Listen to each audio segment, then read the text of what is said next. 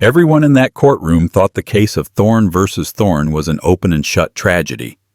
On one side stood Derek Thorne, successful, arrogant, and flanked by a ruthless legal team. On the other stood Emma, wearing a thrift store dress, silent and seemingly defeated. They called her a leech. They called her a failure. They laughed when she asked for a fair settlement. But they made one fatal mistake. They didn't check who Emma really was before she married Derek. They thought they were crushing a helpless housewife, but they were actually waking up a sleeping giant worth billions. And by the time the truth came out, it was too late to run.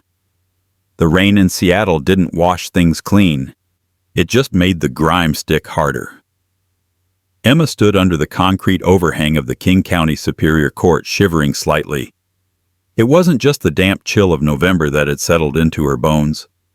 It was the suffocating weight of dread. She pulled her beige trench coat tighter. It was old, 5 years old to be exact, and the hem was fraying. She had bought it at a discount rack when she and Derek were first married, back when he was an ambitious nobody and she was just Emma from the coffee shop. Or so he thought. A sleek obsidian black Mercedes S-Class pulled up to the curb, splashing a mix of oil and rainwater onto the sidewalk just inches from Emma's worn boots. The driver's door didn't open. Instead, the back door swung wide. Derek stepped out. He looked like $1 million, mostly because he was wearing about 10,000 of it. His suit was bespoke Italian wool. His shoes were polished to a mirror shine, and his face held that look of smug indifference that Emma had come to loathe. He wasn't alone. Jessica slid out from the other side. She was 23, a former fitness instructor, and currently the vice president of marketing at Derek's tech firm, a position she was woefully unqualified for. She clung to Derek's arm, her red soles clicking sharply on the pavement. She looked at Emma, not with pity, but with the specific cruelty reserved for the victorious. "You're still here?" Derek asked, his voice smooth and condescending as he approached. He stopped 3 feet away, as if getting closer might infect him with poverty. "I told your public defender to take the deal, Emma. $5,000 in the old Honda. It's generous." "I don't want your charity, Derek," Emma said, her voice quiet but steady. "I want what is fair. I supported you for 7 years. I paid the rent while you coded that app in our living room. I paid for the servers." Jessica let out a sharp barking laugh. "Oh, honey, you bought groceries. Derek built an empire. Don't confuse making sandwiches with making millions." Derek smirked, checking his Rolex. "Jessica's right. Look at you, Emma. You're pathetic. You have no job, no prospects, and no money. My lawyer, Mr. Coburn, is going to destroy you in there. He's going to prove that you were nothing but a financial drain on my potential. If you step into that courtroom, you walk away with zero. Take the $5,000. Go buy yourself some new clothes. You look tired." Emma looked at the man she had once loved. She remembered holding him when he cried because investors had rejected him.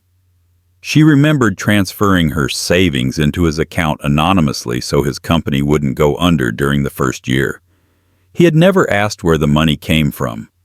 He was too arrogant to question his own luck. "I'm not taking the deal," Emma said, lifting her chin. Her eyes, usually a soft hazel, were hard as flint. Derek's face darkened. The charm evaporated. "Fine, then I'll make sure the judge knows about your instability. I'll make sure you don't just lose the case, Emma. I'll make sure you're humiliated. I'll ruin your reputation so badly you won't be able to get a job scrubbing toilets in this city." He turned his back on her, guiding Jessica toward the revolving doors. "Come on, babe. Let's get this over with so we can make our lunch reservation at Canlis." "I hope she cries," Jessica whispered loud enough for Emma to hear. "I love it when they cry." Emma watched them go. She reached into her pocket and touched the cold metal of a USB drive. She wasn't waiting for a public defender. She was waiting for someone else. A heavy black SUV, an Escalade with tinted windows and diplomatic plates, pulled up quietly behind where Derek's Mercedes had been. A man in a dark gray suit stepped out. He was older, with silver hair and the posture of a retired general. He held a large black umbrella, opening it instantly and stepping to Emma's side to shield her from the rain. "Ms. Vanderwall," the man said softly, using the name she hadn't heard in 7 years. "Are you ready?" "Hello, Arthur," Emma said, exhaling a breath she felt like she'd been holding since the divorce papers were served. "Is the team in position?" "The team is inside," Arthur replied, his voice low. "Mr. Sterling flew in from Zurich this morning. He is eager. He didn't take kindly to the transcripts of the deposition." "Good," Emma said. She unbuttoned the frayed trench coat, revealing a simple yet impeccably tailored black dress underneath. It looked plain to the untrained eye, but the fabric was a rare vicuña wool blend that cost more than Derek's car. "Let's go, Arthur. I think my husband is expecting a slaughter." "He will get one, ma'am," Arthur said, opening the door to the court for her. Just not the one he envisioned. Courtroom 4B smelled of floor wax and stale anxiety. The Honorable Judge Harrison sat on the bench. He was a man known for his impatience with domestic squabbles. He adjusted his glasses, looking down at the docket. On the right side of the room sat Derek Thorne. He looked relaxed, leaning back in his chair, whispering something into the ear of Jessica, who was sitting in the gallery directly behind him. Next to Derek was Marcus Coburn, a divorce attorney known in Seattle as the Butcher. Coburn charged $900 an hour and had a reputation for leaving ex-wives destitute. On the left side, the table was empty. "Mr. Coburn," Judge Harrison rumbled, "where is the respondent I don't have all day?" Coburn stood up, buttoning his jacket. "Your Honor, it appears Mrs. Thorne has gotten cold feet. Or perhaps she couldn't afford the bus fare.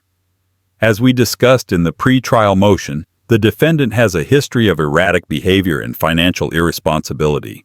We move for a default judgment in favor of my client, granting full retention of assets and denying spousal support." Derek covered his mouth to hide a grin. This was too easy. "I'll give her 5 more minutes," Judge Harrison grumbled. "If she's not." The heavy oak doors at the back of the courtroom swung open with a resounding thud. The room went silent. Emma walked in. She didn't walk with the shuffled gait of the defeated woman Derek had seen outside. She walked with a stride that was smooth, predatory, and confident.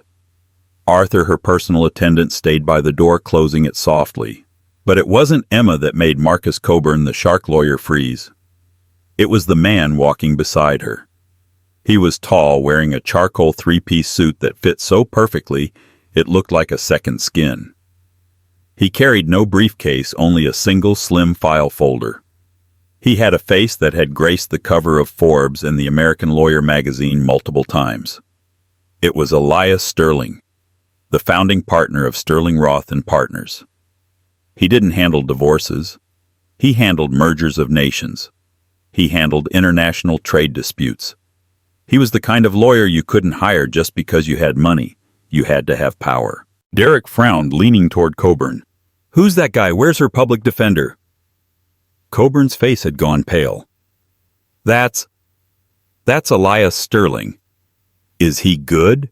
Derek asked, oblivious. "Derek!" Coburn hissed, sweat instantly beading on his upper lip. "He doesn't do family law. He sued the European Union last year and won. Why is he walking with your wife?" Emma and Sterling reached the defendant's table. Emma sat down, crossing her legs elegantly. Sterling placed the single folder on the table and remained standing. "State your name for the record," Judge Harrison said, looking over his spectacles, clearly intrigued by the sudden shift in atmosphere. "Elias Sterling," the lawyer said. His voice was a rich baritone that seemed to vibrate off the wood paneling. "Representing the respondent, Mrs. Emma. Well, legally, she is Mrs. Thorne, but we will be filing a motion to restore her birth name immediately." "Mr. Sterling," the judge said, raising an eyebrow, "this is a simple division of assets case. I'm surprised to see a man of your caliber here." "It is only simple if the plaintiff has been honest. Your Honor," Sterling said, shooting a glance at Derek that made Derek feel like a bug under a microscope. and my client contends that Mr. Thorne has been anything but honest. Coburn shot up. Objection! This is grandstanding. My client is a respected tech mogul. Mrs. Thorne is an unemployed housewife who is clearly spending her last dime on a fancy lawyer to intimidate us. It won't work. Sterling smiled. It wasn't a nice smile. Spending her last dime, Mr. Coburn. We haven't even broken the petty cash box yet. Enough. Judge Harrison banged the gavel. Opening statements. Mr. Coburn, go. Coburn cleared his throat, trying to regain his composure. He walked to the center of the room, turning his back on Emma to address the judge. He went into his practiced routine. Your Honor, we are here today because of a tragedy. The tragedy of a successful man being dragged down by a partner who refuses to contribute. Derek Thorne built Thorne Tech from nothing. He worked 18-hour days. He sacrificed his health. And what did Emma Thorne do? He gestured vaguely at Emma. She stayed home. She claimed she was keeping house, yet the house was managed by cleaners paid for by my client. She claims she supported him, but she has no tax records of employment for the last 6 years. She is a ghost in the financial system.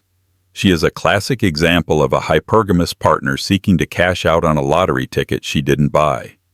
We are asking that the premarital assets remain separate, that the company remains 100% under Mr. Thorne's control, and that alimony be denied on the grounds that Mrs. Thorne is fully capable of working, yet chooses not to. Coburn smirked at the gallery. Jessica nodded vigorously, whispering, Yes, tell them. She brought nothing to the table, Coburn concluded, slamming his hand on the railing, and she deserves to leave with nothing. Derek looked at Emma, expecting to see tears. Instead, Emma was checking her cuticles. She looked bored. Mr. Sterling, the judge asked. Elias Sterling stood up. He didn't walk to the center of the room. He stood right next to Emma, placing a hand on her shoulder. Your Honor! Sterling began, his voice conversationally low, forcing everyone to lean in. Mr. Coburn asks what my client brought to the table. That is a valid question. He picked up the slim file folder. Mr. Thorne believes he is a self-made man. He believes his company Thorne Tech was built on his genius alone. He believes my client was a destitute woman he rescued from a coffee shop. Sterling walked slowly toward the witness stand, locking eyes with Derek. But what Mr. Thorne fails to realize is that the coffee shop where they met, she owned the building. The apartment they lived in for the first 3 years, she owned the complex. And the initial seed funding of $500,000 that mysteriously appeared from an angel investor named VW Holdings when Thorne Tech was about to go bankrupt. Sterling paused for effect. The silence in the room was deafening. VW stands for Vander Wall Wright, my client's maternal holding company. Derek's eyes went wide. That's a lie, he shouted, standing up. VW is a venture capital firm in Delaware. Sit down, Mr. Thorne, Judge Harrison barked. Sterling turned back to the judge. We are not here to ask for half of Mr. Thorne's money, Your Honor. We are here to reveal that Mr. Thorne doesn't actually have any money, because every asset he thinks he owns is collateralized by loans held by my client's trust. We are not here for a settlement. Sterling's smile turned razor sharp. We are here for a foreclosure. The courtroom buzzed like a kicked hornet's nest. Judge Harrison had to bang his gavel 3 times hard before the noise subsided. Derek Thorne had sunk back into his chair, his face a mask of confusion and rising panic. He leaned over to Coburn. What is he talking about? VW Holdings is a shell company out of Delaware. I've never met them. We communicated via email. Coburn was flipping through papers frantically. You told me you had full equity. You told me the seed money was a grant. It was, Derek hissed. I never paid it back, and they never asked for it. Mr. Thorne, take the stand, Sterling commanded. It wasn't a request. Derek walked to the witness box. He adjusted his tie, trying to regain the air of the CEO. He was Derek Thorne. He had been on the cover of Tech Monthly. He wasn't going to let some fancy lawyer rattle him. Mr. Thorne, Sterling began, pacing in front of the stand, You claim you are the sole architect of Thorn Tech's success. You claim my client Emma was a financial burden. Is that correct? Yes, Derek said, his voice firm. Emma didn't understand the industry. She spent her days reading novels and drinking tea while I was grinding, meeting investors, and coding. Coding? Sterling repeated the word as if it tasted sour. Interesting. Let's talk about the Hydra protocol. That is the core algorithm of your software, is it not? Derek blinked. Yes, it's proprietary. It is, Sterling agreed. And it was broken on the night of March 14th, 2021. Do you remember that night? Derek hesitated. He did remember. He had been crying on the bathroom floor drunk because the code wouldn't compile and the launch was the next day. He had passed out. When he woke up, the code was fixed. He assumed he had done it in a blackout fugue state. I remember working late, Derek said. Sterling turned to the gallery. Arthur, Exhibit C, please.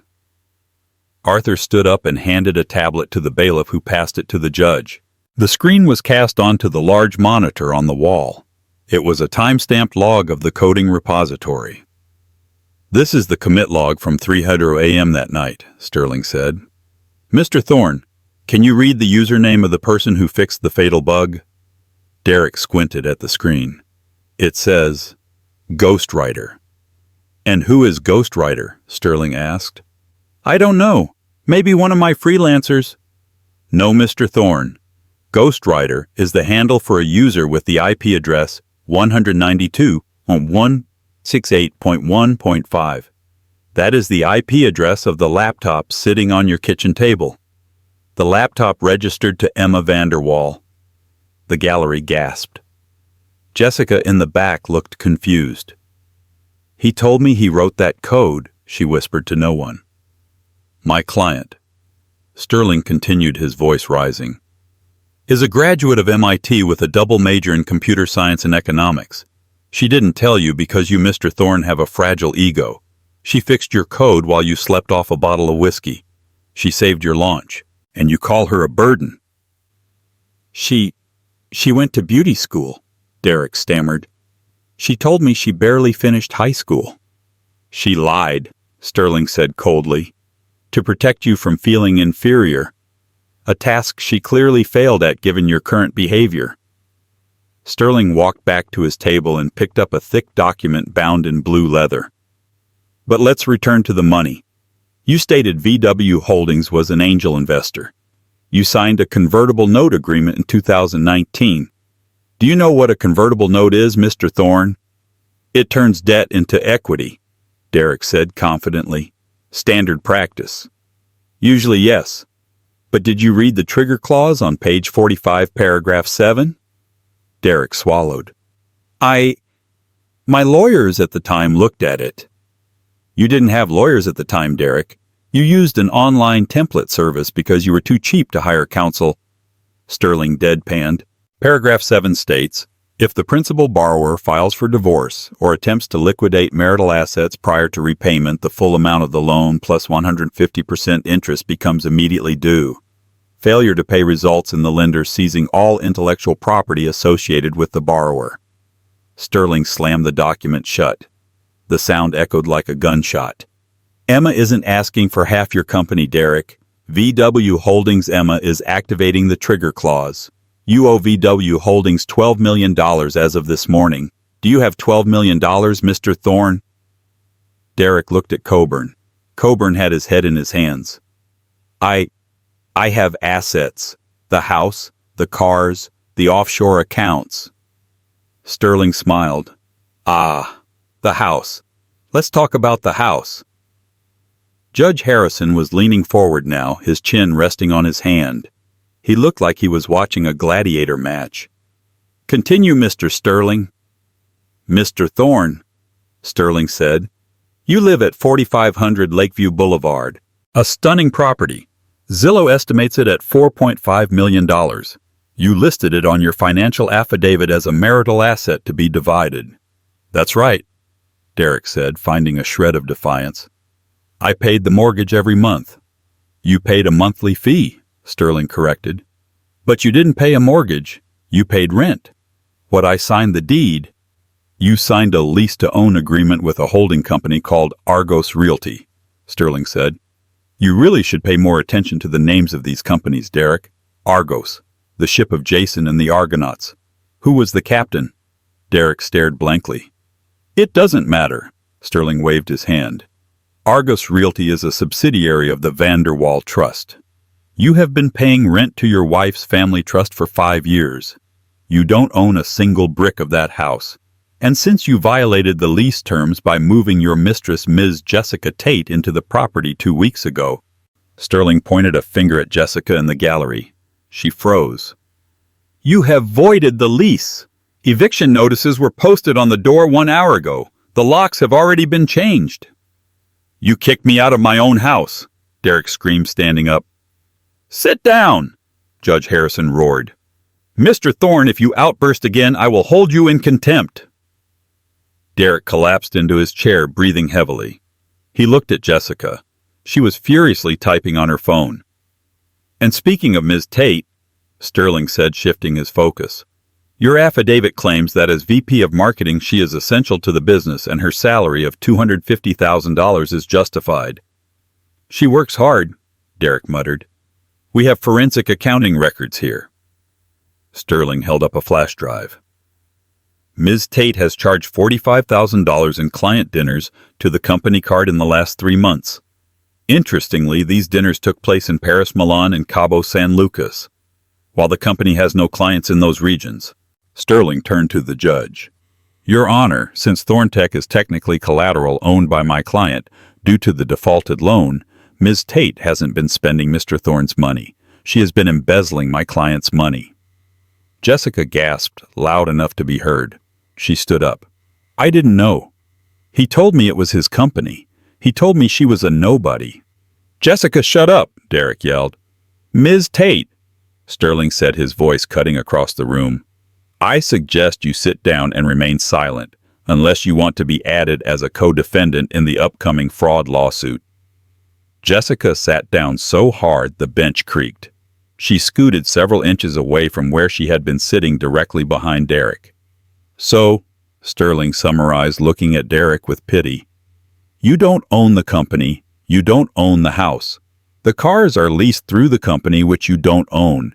You have $12 million in debt triggered today, and you have exposed your partner to criminal liability. Sterling leaned in close to the witness stand, his voice dropping to a whisper that the microphone still caught perfectly. You called Emma a leech, Derek, but it seems you were the parasite all along. You were feeding on a host so large you couldn't even see the edges of it. Derek looked at Emma. She was looking at him, but there was no anger in her eyes anymore. Just a profound disappointment. It was the look you give a child who breaks a toy because they didn't understand its value. Why? Derek croaked. If she has all this, why did she act poor? Why the old clothes? Why the Honda? That, Sterling said, standing straight, is the question of the hour, and to answer it I would like to call Emma Vanderwall to the stand. Emma stood up. The silence in the room was different now. Before it was the silence of judgment. Now it was the silence of awe. She walked to the stand.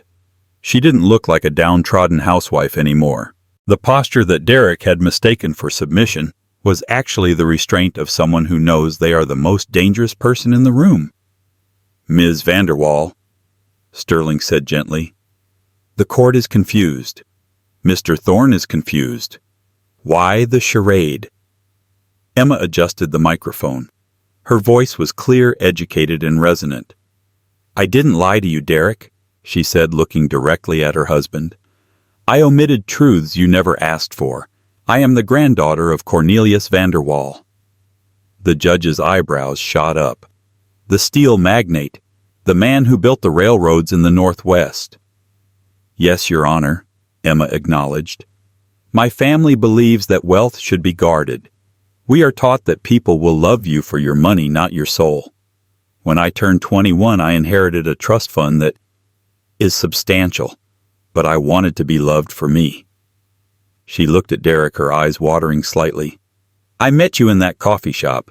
You didn't know who I was. You bought me a latte with your last $5. You were passionate. You had a dream. I fell in love with your drive, Derek. I wanted to build a life with you, not buy one for you. So you tested me, Derek spat. For 7 years. No, I supported you. I wanted you to feel the pride of building something yourself. If I had just written you a check on day one, you would never have learned how to run a business. Or so I thought. She sighed. I lived on a budget because I wanted us to be partners. When you couldn't pay rent, I moved money around so we wouldn't be evicted. When you needed a car, I bought the Honda so we could save for your servers. I wore old clothes so you could buy suits for your investor meetings. I made myself small so you could feel big. Emma wiped a tear. But then the money started coming in. The company started to succeed. And instead of being grateful for the partner who stood by you in the dirt, you started to look down on me. You started to believe your own hype. You thought because I didn't wear Prada, I wasn't worth your time. You mocked me for couponing. Emma said, her voice trembling with emotion. You told your friends I had a poverty mindset. But Derek, I wasn't saving money because I had to. I was saving money because I was trying to save us. She looked at Jessica. And then you found someone who looked the part. Someone who spent money as fast as you made it. And you thought that was class. You thought that was success. Emma turned back to the judge. I hid my identity because I wanted a real marriage. But Mr. Thorne didn't want a partner. He wanted a prop. And when the prop didn't shine bright enough, he tried to throw it away. Sterling stepped forward. Ms. Vanderwall, what are you asking the court for today? I am asking for the dissolution of the marriage, Emma said firmly. I am enforcing the debt owed to VW Holdings. I am seizing control of Thorne Tech to protect the employees from Mr. Thorne's mismanagement. And I am asking that Mr. Thorne vacate my properties immediately. And regarding alimony, Sterling asked. Emma looked at Derek, who was pale, sweating, and shaking. I don't need his money, Emma said. He needs it, but he can't have it. I ask that he be left with exactly what he came into this marriage with, his ambition. Let's see if he can build it again without my safety net. No, Derek shouted, jumping up. You can't do this. I built that company. It's mine. Mr. Coburn? Judge Harrison interrupted, his voice like granite. I have seen the documents. The debt is clear. The ownership of the intellectual property is clear. Your client is effectively bankrupt. Your Honor, we need a recess, Coburn pleaded. We need to negotiate. There is no negotiation, Sterling said smoothly. But there is one more thing. Sterling pulled a final piece of paper from his folder. During the discovery phase, we found emails between Mr. Thorne and a distinct offshore account in the Cayman Islands. It seems Mr. Thorne was trying to hide assets from what he thought was a poor wife. Hiding assets during a divorce proceeding is a felony, Your Honor. Derek froze. But here is the twist. Sterling smiled. The bank he chose in the Cayman's First Meridian International. Sterling looked at Emma. Emma looked at Derek. First Meridian is a private wealth bank, Emma said softly. Owned by the Vanderwall Group. Derek, you tried to hide money from me in my own bank. The courtroom erupted, laughter mixed with shock. Even the bailiff cracked a smile. Derek Thorne looked like he wanted the floor to open up and swallow him whole. He had tried to cheat the system, unaware that he was living inside the system itself.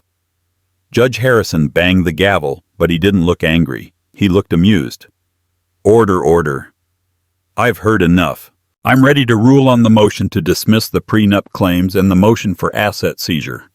But before the judge could speak, the doors to the courtroom burst open again. 2 men in suits walked in. They weren't lawyers.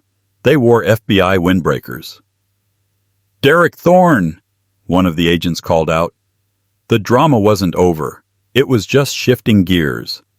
The air in courtroom 4B had turned from tense to radioactive. The 2 FBI agents didn't stop at the bar. They walked straight through the gate, their shoes squeaking on the polished floor. "Derek Thorne?" the lead agent asked again. He was a man with a square jaw and eyes that had seen too many liars to be impressed by a bespoke suit. "I'm Special Agent Miller. You are under arrest." Derek stared at them, his mouth opening and closing like a fish out of water. "Arrest for what? This is a civil divorce hearing. You can't be here." "We aren't here for the divorce, Mr. Thorne," Agent Miller said, pulling a pair of stainless steel handcuffs from his belt. "We're here for wire fraud, structuring financial transactions to evade reporting requirements, and 4 counts of money laundering." Marcus Coburn. Derek's shark of a lawyer physically stepped away from his client. In the legal world, that was the equivalent of a captain abandoning the ship before it even hit the iceberg. "Money laundering." Derek stammered, his face draining of color until it matched his crisp white shirt. I deposited my own money. It's my company." "Actually," Elias Sterling interjected from the other table, looking coolly at his fingernails, "as we established 5 minutes ago, the money belonged to the company, which technically belonged to the creditors, my client. By siphoning operating capital into a personal offshore account to hide it from the divorce proceedings, you didn't just cheat your wife, Derek. You defrauded a federally insured banking institution." "Turn around," Agent Miller barked. "No, this is a mistake, Emma." Derek spun around, looking at the woman he had tormented for the last year. "Emma, tell them. Tell them it was just a misunderstanding. You own the bank, right? You can make this go away. I'm your husband." Emma stood up slowly. She smoothed the fabric of her black dress. She looked at Derek, not with hatred, but with a terrifying calmness. "You're not my husband, Derek," she said softly. "You're a defendant." "I did this for us," Derek screamed as the agent grabbed his wrist and twisted it behind his back. The click-click of the cuffs echoed through the silent room. "I was trying to protect our future." "You were trying to steal $2 million so you could run away with your mistress," Emma corrected him. "And you were so arrogant you thought no one would notice the missing funds." At the mention of mistress, all eyes turned to Jessica Tate in the gallery. She was halfway out of her seat, clutching her Louis Vuitton bag to her chest like a shield. "Agent Miller," Emma said, her voice cutting through the noise, "you might want to check Ms. Tate's handbag." "What?" Jessica shrieked. "I didn't do anything. I'm just the vice president of marketing." "We have reason to believe," Emma continued, looking at Sterling, who nodded, "that the 2-factor authentication device used to authorize the offshore transfers is currently in Ms. Tate's possession. Derek wasn't smart enough to figure out the banking software on his own. She helped him." Agent Miller signaled to his partner. The second agent moved toward the gallery. "Ma'am, I need you to hand over the bag." "No." Jessica backed away, backing into the wooden railing. "He made me do it. He told me he would divorce her and we'd live on a yacht in the Mediterranean. I just authorized the transfers." "That," the agent said, taking the bag from her trembling hands, "is a confession, Ms. Tate. You have the right to remain silent." As the agents marched both Derek and Jessica out of the courtroom, Derek looked back one last time. His veneer of success was gone.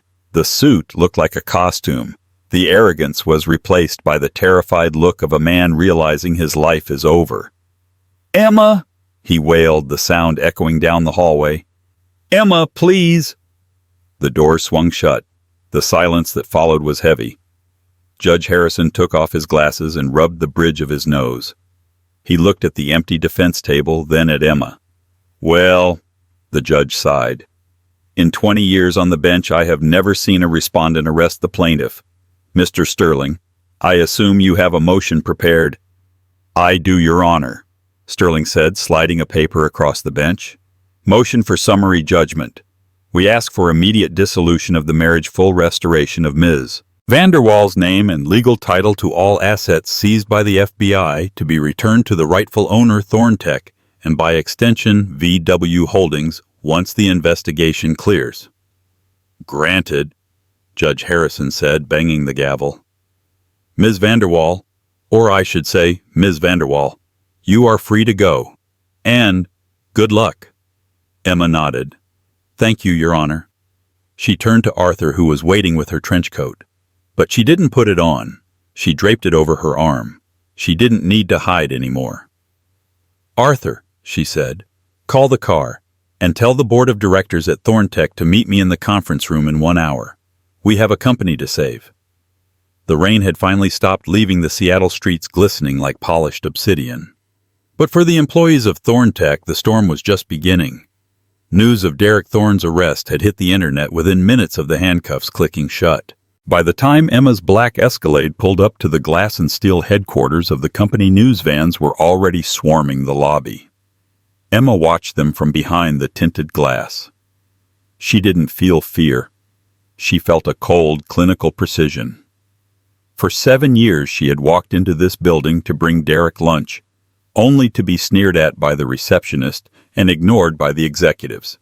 They had seen a housewife. Today they would see the landlord. Are you ready, Ms. Vanderwall? Elias Sterling asked, sitting opposite her. He was checking his phone, monitoring the stock price, which was currently in free fall. I'm ready, Elias, Emma said. She reached into her bag and pulled out a new ID badge. It didn't say visitor, it said interim CEO. Let's go clean house.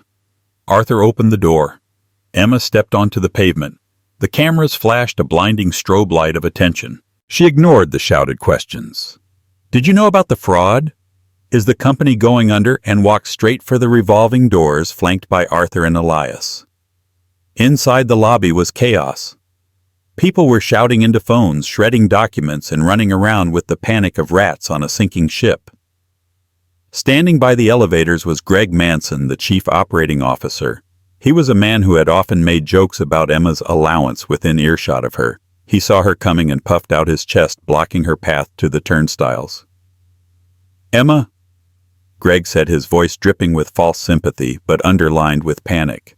Look, this is a disaster. But you can't just waltz in here. This is a place of business, not a divorce court. You need to go home and let the adults handle this crisis. Emma stopped. She looked at Greg's shoes, scuffed cheap leather. Then she looked at his eyes. Greg, she said calmly, do you know who owns the server farm in Oregon that hosts the Hydra protocol? Greg blinked. What a holding company. VW something. Vanderwall right, Emma finished for him. Me. I just cut the connection. As of 5 minutes ago, Thorntech is offline. No app, no website, no revenue. The color drained from Greg's face. You killed the platform. Are you insane? I put it in a medically induced coma to stop the infection, Emma said, stepping closer. And the infection, Greg, is you. You signed off on the marketing expenses that Derek and Jessica used to launder money. You're not the COO anymore. You're a liability. She turned to the security guard, a man named Mike, who she had always made a point to greet by name even when Derek ignored him. Mike, Emma said softly, please escort Mr. Manson out of the building. His keycard has been deactivated. Mike didn't hesitate. He stepped forward, grabbing the stunned COO by the arm. Let's go, Mr. Manson. Don't make a scene. Emma walked through the turnstiles, the sound of her heels echoing like gunshots in the suddenly silent lobby. She entered the elevator, Elias beside her. As the doors closed, shutting out the chaos of the lobby, she took a deep breath. That was ruthless. Elias noted a hint of admiration in his voice. That was necessary, Emma replied, watching the numbers climb. Derek built a culture of arrogance. I have to burn it down before I can build something that lasts. When the doors opened on the executive floor, the staff was waiting. They looked terrified. These were the coders, the designers, the assistants, the people who actually did the work, while Derek played the visionary. Emma walked to the center of the open plan office. She didn't stand on a desk. She simply stood tall. My name is Emma Vanderwall, she announced, her voice projecting clearly. Many of you know me as Derek's wife. Some of you know me as the woman who brought coffee. But from this moment on, you will know me as the owner of this company. She paused, making eye contact with the room. Derek Thorne lied to you. He stole from this company to fund a lifestyle he didn't earn. He risked your jobs and your pensions. But I am not Derek. I am the one who wrote the patch for the Hydra protocol 3 years ago. I am the one who secured the initial funding, and I am the one who is going to save this ship." A murmur went through the crowd. She wrote the patch. "I won't lie to you," Emma continued. "The next few months will be brutal. The stock is tanking. The press is going to eat us alive. But if you stay, if you trust me, we will rebuild, and we will do it with integrity. No more rock star CEOs, just hard work and good code. Who is with me?" For a second there was silence. Then a young developer in the back, a girl Emma recognized as the one Derek had threatened to fire last Christmas, started to clap. Then another. Then the whole room. It wasn't a cheer of victory. It was the applause of relief. The tyrant was gone. The queen had arrived. The visiting room smelled of industrial cleaner and despair. It was a stark contrast to the boardroom Emma now commanded. She sat on a metal stool, her hands folded neatly on the stainless steel table. She wore a cream-colored cashmere suit, impeccable and bright against the gray cinder-block walls. She looked like a beacon of light in a tomb. The heavy steel door buzzed and clanked open. Derek shuffled in. The transformation was shocking. The bespoke Italian suits were gone, replaced by a baggy bright orange jumpsuit with a number stenciled on the chest. His hair, usually gelled to perfection, was greasy and matted. He hadn't shaved in days. But it was his eyes that were the most different. The arrogance was extinguished, replaced by a hollow, frantic darting. He sat down, the chains around his waist, clinking against the table. He looked at Emma, and for a moment he tried to summon the old Derek. He tried to sneer. "Came to gloat," he rasped. His voice was hoarse. "I came to bring you this," Emma said, sliding a single piece of paper across the table.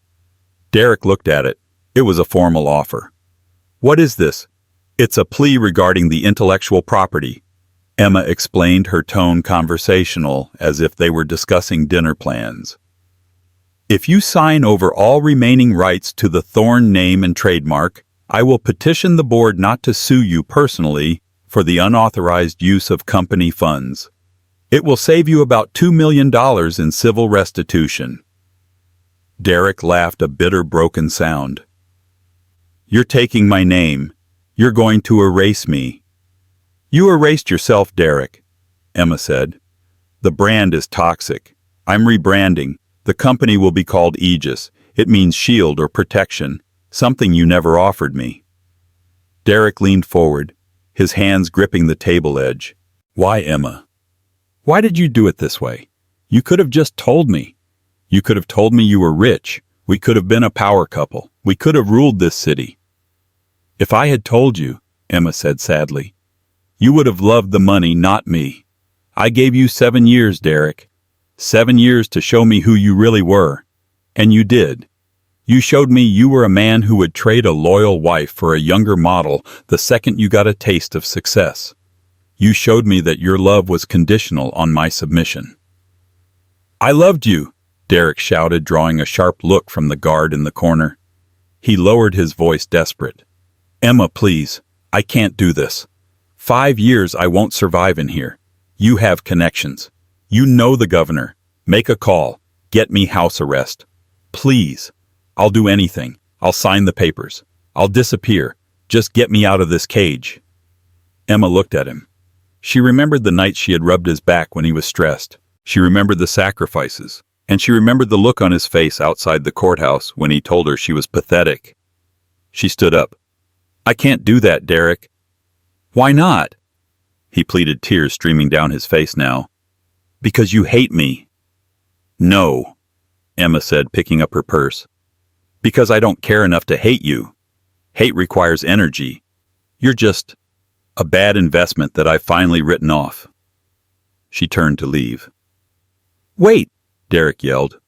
"What about Jessica? Is she helping you? Is she testifying?" Emma paused at the door. She looked back over her shoulder. "Jessica," Emma smiled faintly. "Jessica handed over your laptop password to the FBI before they even asked for it. She told them you forced her to make the transfers. She's walking away with probation, Derek. Even your perfect mistress knew when to jump ship. Derek slumped back in his chair, his mouth open in silent horror. The betrayal was complete. "Goodbye, Derek," Emma said. She walked out of the heavy steel doors and didn't look back. As she stepped into the sunlight of the parking lot, she took a deep breath of fresh air. It tasted like freedom. The grand ballroom of the Fairmont Olympic Hotel was transformed. Crystal chandeliers cast a warm glow over the hundreds of guests, tech moguls, politicians, and the elite of Seattle society. At the center of it all was Emma. She was wearing a gown of deep emerald green velvet that hugged her form, accessorized with a simple yet stunning diamond necklace, a Vanderwall family heirloom she had retrieved from the vault. She was laughing at a joke made by the senator holding a flute of sparkling water. She looked radiant. Not just wealthy, but happy. Elias Sterling approached her carrying 2 glasses of champagne. He looked dashing in a tuxedo. "A toast?" Elias said, handing her a glass. "To what?" Emma asked, smiling. "To the Founders Initiative," Elias said, gesturing to the banner behind the stage. "You just raised $5 million for underprivileged coding students in one night. You've done more for this city in 6 months than Derek did in 6 years. It's not hard to do good when you're not obsessed with looking good," Emma replied, clinking her glass against his. "The rebranding is a success, by the way," Elias noted. "Stock is up 40%. The board wants to make your position permanent. No more interim CEO. Emma looked out over the crowd. She saw the faces of people who used to ignore her. Now they were lining up to shake her hand. "I'm not sure," Emma mused. "I was thinking of stepping back, hiring a CEO to run the day-to-day. I have other projects I want to pursue." "Oh." Elias raised an eyebrow. "What could be bigger than running a tech empire?" Emma smiled, a mischievous glint in her eye. "I bought the building," she said. "Which building?" "The one where the coffee shop is," Emma said. "And the block around it. I'm going to tear it down and build affordable housing for single mothers. I'm going to call it the Emma House." Elias chuckled, shaking his head. "You are relentless, Ms. Vanderwall." "I'm just getting started, Elias." A hush fell over the room as the announcer stepped to the microphone. "Ladies and gentlemen, please welcome the woman of the hour, the CEO of Aegis Systems, Emma Vanderwall." The applause was thunderous. It wasn't polite applause, it was a roar of respect. Emma handed her glass to Elias. She smoothed her dress. She looked at the stage. 6 months ago, she was a discarded wife in a thrift store coat, standing in the rain, mocked by the man she loved. She had been stripped of her dignity, her home, and her pride. But they had forgotten one thing. You can strip a queen of her castle, you can strip her of her army, but you cannot strip her of her blood. Emma walked toward the stage, her head held high. She wasn't hiding anymore. She wasn't the ex-wife. She wasn't the victim. She stepped into the spotlight, the blinding white light washing over her. She smiled at the camera broadcasting to the giant screens. She was Emma Vanderwall. And she had won. Emma's journey from the courtroom steps to the CEO's office is more than just a revenge story, it's a masterclass in self-worth. Derek made the fatal mistake of valuing the package over the contents. He chased the illusion of wealth and lost the reality of it. Emma proved that true power doesn't scream. It whispers. It waits. And when the time is right, it strikes with the precision of a surgeon. We often let others define our value based on what we wear or what we drive. But Emma reminds us that your true net worth is what you carry inside your head and your heart. She didn't need Derek's money. She had her own. But more importantly, she had the grit to survive without it. Who else got chills when Emma walked into that boardroom? I know I did. If you loved seeing Derek get exactly what he deserved, destroy that like button right now. Let's see if we can get this video to 10,000 likes for Queen Emma. And listen, if you are new here, hit that subscribe button and turn on notifications. You do not want to miss our next story. It's about a billionaire boss who goes undercover as a janitor to find out which of his employees is stealing from him, and the twist will blow your mind. Comment below. What would you name your company if you took it over from your ex? I'll pin the best answer. Thanks for watching. Stay safe and remember, never judge a book by its cover.